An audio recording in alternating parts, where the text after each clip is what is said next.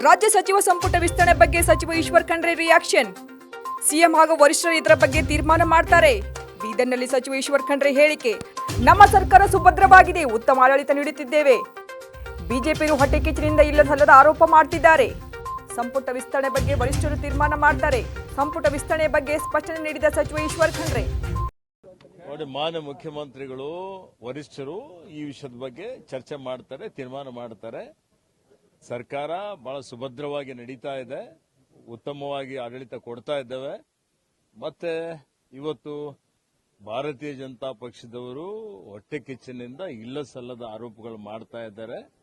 ಅದರಿಂದ ಯಾವುದೇ ರೀತಿಯ ಪ್ರಭಾವ ಬೀರೋದಿಲ್ಲ. ಮಹಾರಾಷ್ಟ್ರದಲ್ಲಿ ಚುನಾವಣೆ ನಡೀತಾ ಇದೆ.